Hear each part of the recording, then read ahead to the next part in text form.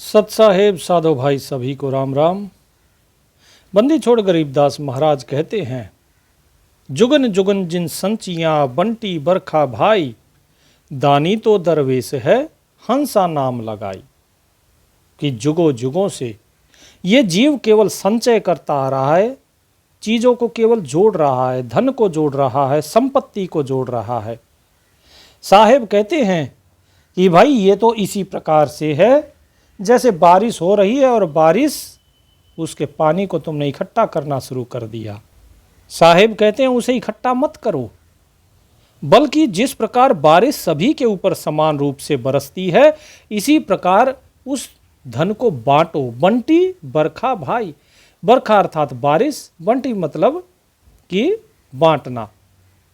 कि भाई जिस प्रकार बारिश सभी के ऊपर समान रूप से बरसती है, इसी प्रकार उस धन को बांटो। उसे संचय करके क्या करोगे, इकट्ठा करके क्या करोगे, अर्थात उसको परोपकार में लगाओ। जो जीव परोपकार में नहीं लगाता वो जीव पापी कहलाता है। साहिब कहते हैं असली दानी तो दरवेश हैं।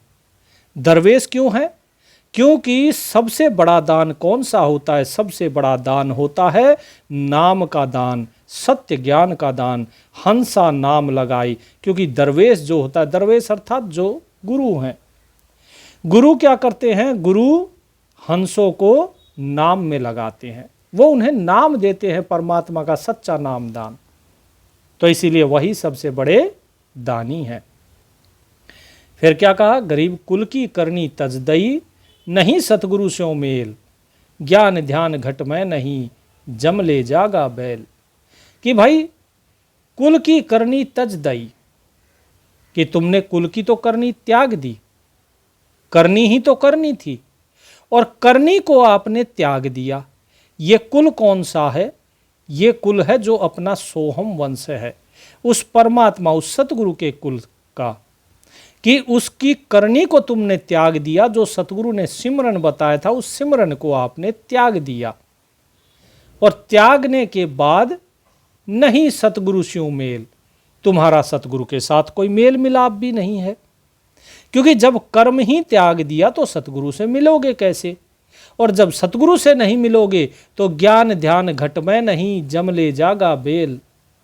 कि भाई ज्ञान ध्यान तुम्हारे हृदय में फिर कैसे प्रकट होगा जब सच्चा गुरु ही तुमको नहीं मिलेगा तो। और अंततः जीव को फिर क्या करता है? काल बेल में यानी कि बेड़ियों में बांध कर ले जाता है। तो साधो भाई, इसीलिए करनी करो, कर्म करो, और ये कर्म निष्काम होता है।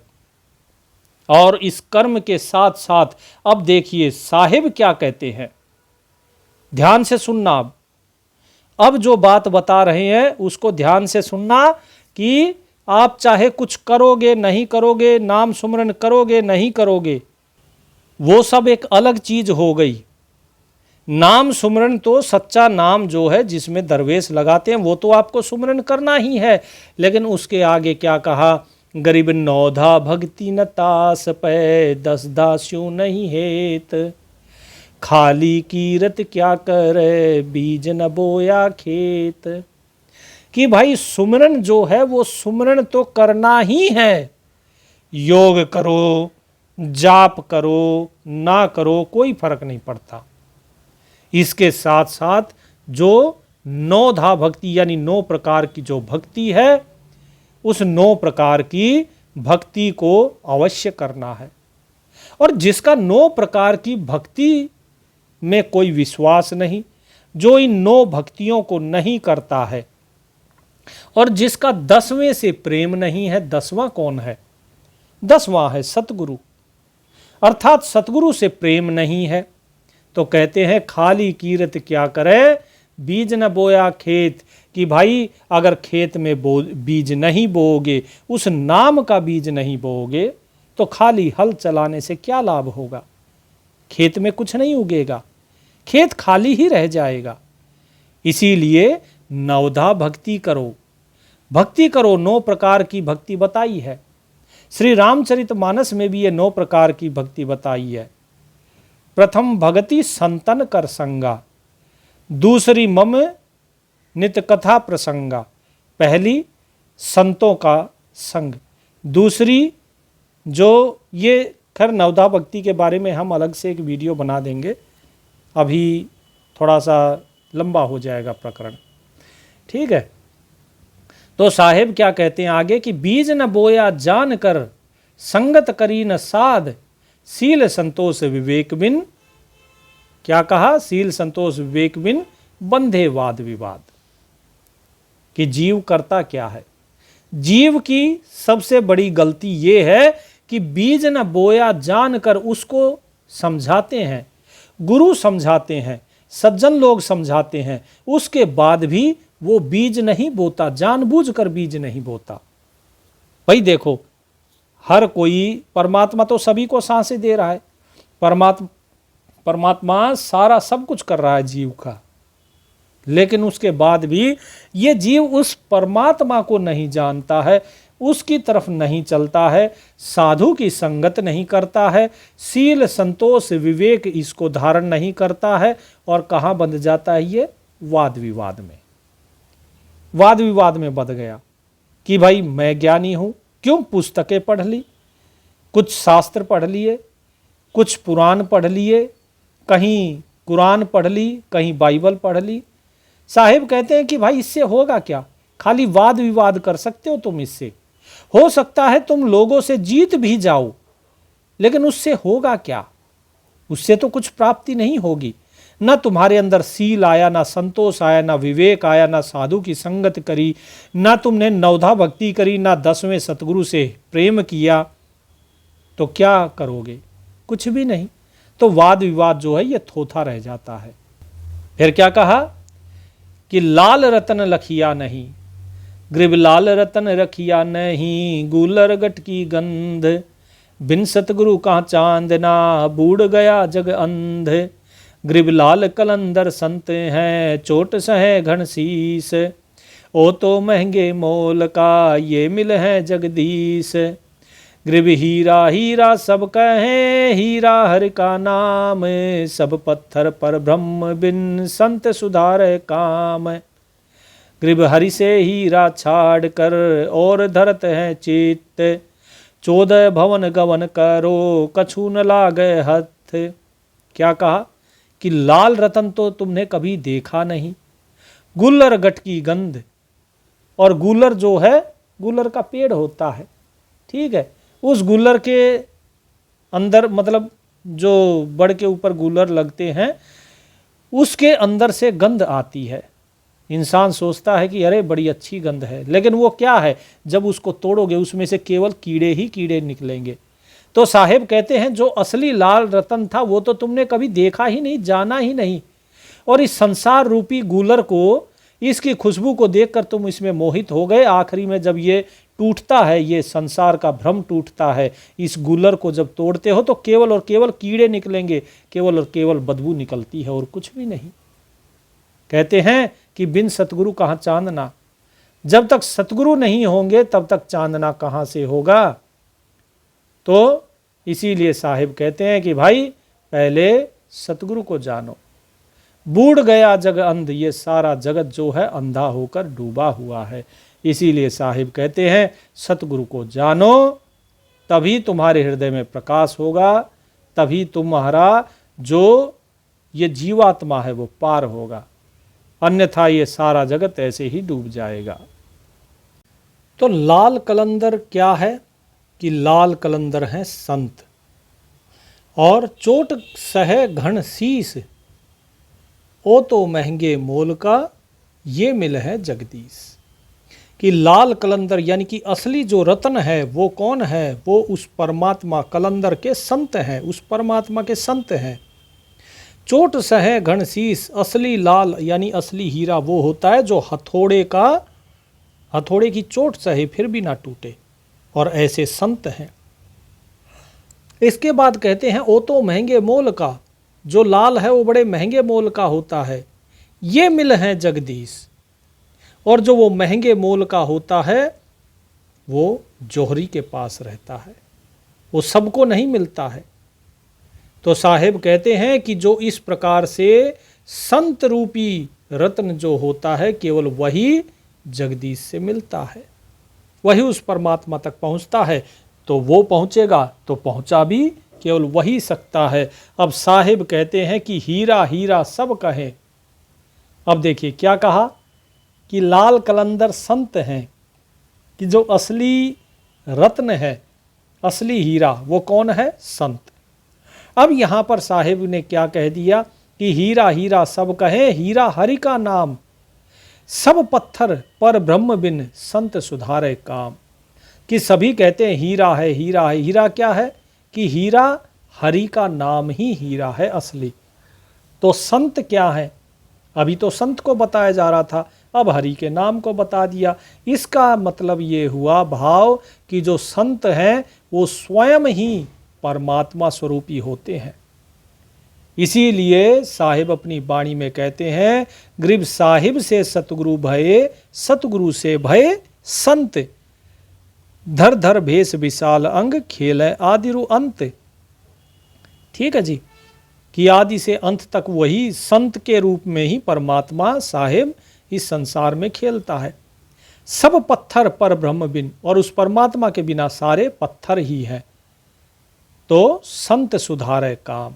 तो इसीलिए जो संत हैं केवल वही इस जीव का काम सुधार सकते हैं, वही इसे मुक्ति दे सकते हैं, अन्यथा इस संसार में मुक्ति का कोई दूसरा उपाय नहीं है। हरि से हीरा छाड़कर और धरत है चित्त, उस परमात्मा रूपी हीरे को छोड़कर तुम किसी और के अंदर चित्त लगाते हो। तो क्या कहा? 14 भवन गवन करो कछु न लागे हथ, कि चाहे फिर तुम 14 भवनों में घूम कर आ जाओ, लेकिन तुम्हारे हाथ कुछ नहीं लगेगा यदि उस परमात्मा को चित्त में नहीं धरा तो। साहिब कहते हैं कि ऐसी करनी करो कि उस परमात्मा को अपने हृदय में धारण करो। क्योंकि यह करनी क्या है? ग्रीब करनी परमानंद है, करनी सतगुरु संत, करनी कारज सिद्ध है, बूझ अगोचर पंथ, बख्ताबादी बहुत है, गधे ज्यों अरड़ा है, करनी करे सो मौन है, साख बेच नहीं खा है। गरीब करनी के आरंभ है, करनी के सब धाम, बिन करनी सब बिगड़े, हर किसे का काम। कहते हैं करनी यानी कर्म। ये जो कर्म है, कौन सा कर्म? निष्काम भाव से किया गया कर्म, परमात्मा को समर्पित किया गया कर्म, कि ऐसा कर्म ही स्वयं परमानंद है, ऐसा कर्म ही स्वयं सतगुरु और संत करते हैं, ऐसा कर्म ही सारे कार्यों को सिद्ध करता है। बूझ अगोचर पंथ, और ऐसा निष्काम कर्म, उस परमात्मा को समर्पित किया गया कर्म ही आपको उस अगोचर का जो रास्ता है, जो 13वां पंथ है, वो आपको बुझाता है, दिखाता है, समझाता है, यानी तब वो समझ में आता है। और अगर ये नहीं किया, सिर्फ कर्म को छोड़ के और बकवाद करते रहे, तो क्या कहे कि बख्ताबादी बहुत है। बोले बकबक करने वाले तो बहुत हैं जो वाद विवाद करते रहते हैं। जैसे गधा कुर्ड़ी के ऊपर खड़ा होकर ढेंचू ढेंचू करता है, बोले इसी प्रकार से जैसे गधा अरड़ाता है, ऐसे ही ये सारे जितने ज्ञानी पंडित जो बने घूमते हैं कि हम बहुत बड़े ज्ञानी हैं, हम बहुत बड़े सिद्ध हैं, महात्मा हैं, बोले सब के सब उस गधे की तरह केवल अरड़ाते रहते हैं और कुछ नहीं। क्योंकि असल में जो करनी करता है वो क्या है? करनी करे सो मौन है, साख बेच नहीं खाए। जो साखियों को बेच कर खाता है, साखियों को कैसे? कि भाई देखो यहाँ पर ऐसा लिखा है, उन साखियों को बेचता है, यानी कि पाठ करता है, पाठ के नाम पर जीवों से धन लेता है, पैसा लेता है।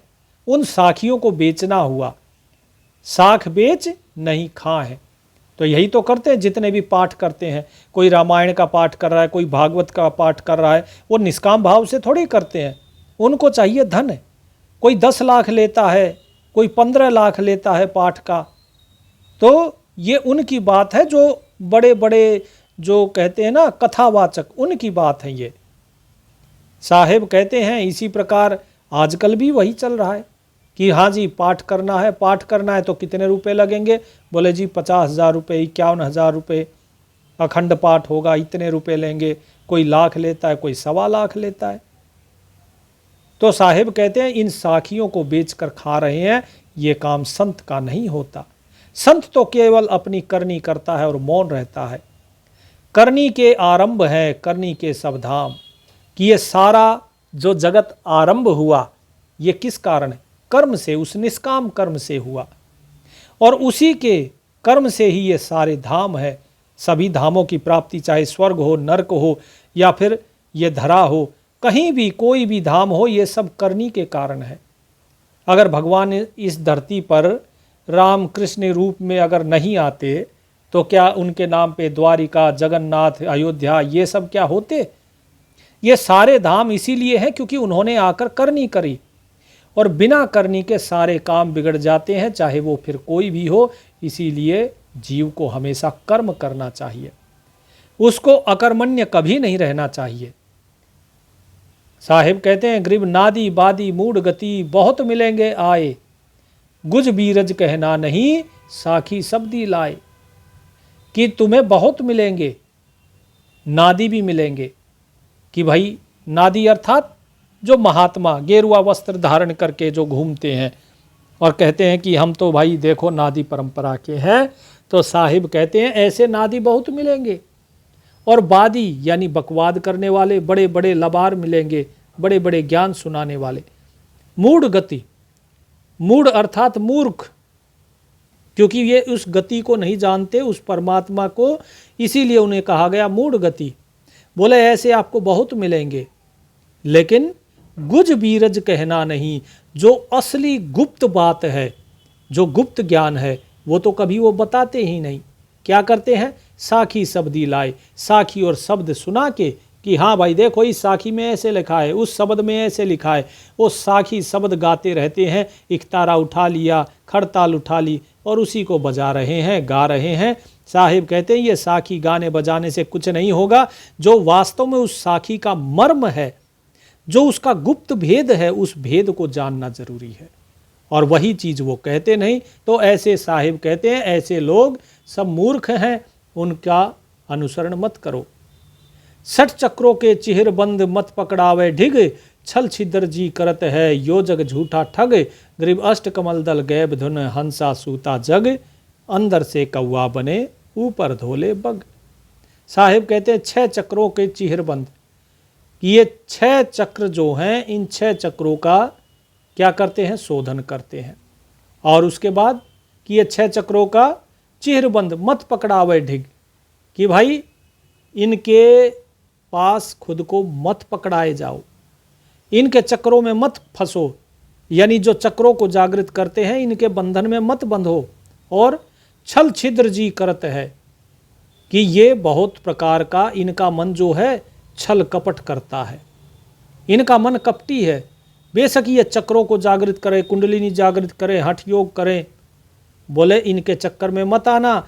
यो जग झूठा ठग, कि ये सारा जगत जो है झूठा ठग है। बहुत से लोग मिलेंगे ऐसे कि हम ये करवाते हैं, हम वो योग करवाते हैं, लेकिन जो परमात्मा तक पहुंचाता है वो सहज योग कोई नहीं करवाता। साहिब कहते हैं अष्ट कमल दल गैब धुन हंसा सूता जाग, कि अष्ट कमल पे क्या है? गैब धुन। गैब अर्थात उस परमात्मा की ही आवाज हो रही है। हंसा सूता जाग, और वो आवाज देकर इस हंस को, सोया हुआ है जो हंस उसे जगा रहा है, परमात्मा जगा रहा है। ठीक है जी, अष्ट कमल पे बैठा हुआ।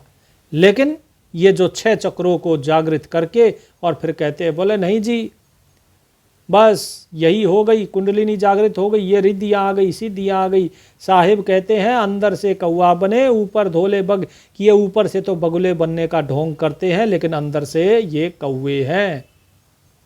ऊपर से सफ़ेद वस्त्र पहन लिए कि भाई हम तो कबीर पंथी हैं, हम कोई और पंथी हैं, या हम अनेकों अनेक पंथ के लोग हैं, कि ऊपर से बड़े निर्मल बनते हैं, लेकिन अंदर से इनकी जो वृत्ति है वो कौवे की होती है। साहिब कहते हैं कि भाई जाग जा रे हंस और इन्हें पहचान ले, और जो अष्ट कमल में तेरी गैब धुन हो रही है, उस गैब धुन को, उस परमात्मा की धुन को सुनो।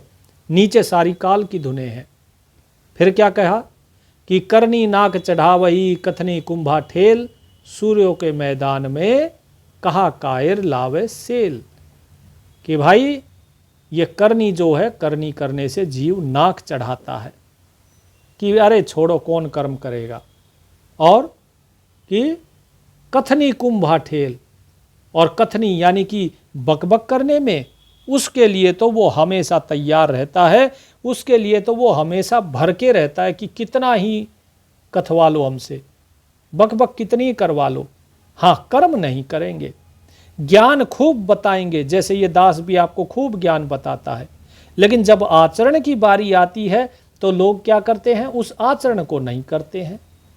दूसरों को समझाने के लिए क्या कहा रामचरितमानस में कि पर उपदेश कुशल बहु तेरे, जे आचरहि ते नर न घनेरे।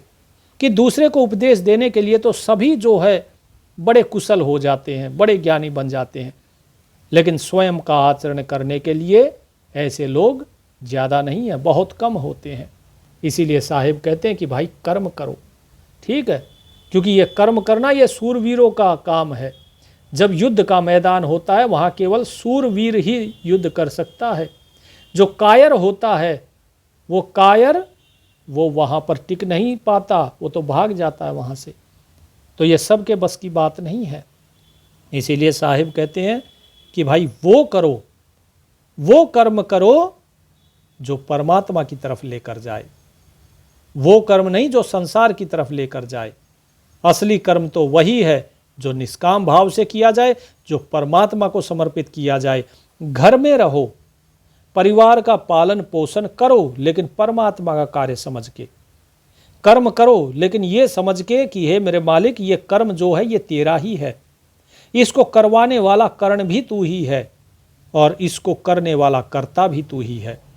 तो कर्ता कर्म करण, ज्ञानी ज्ञाता ज्ञेय, ये सब कुछ वो परमात्मा है, उसी के प्रति समर्पित हो जाओ, तभी जीव का कल्याण संभव है, अन्यथा जीव का कल्याण संभव नहीं है। इससे आगे का भाग हम कल समझेंगे। तब तक दास को आज्ञा दीजिए। सत साहिब।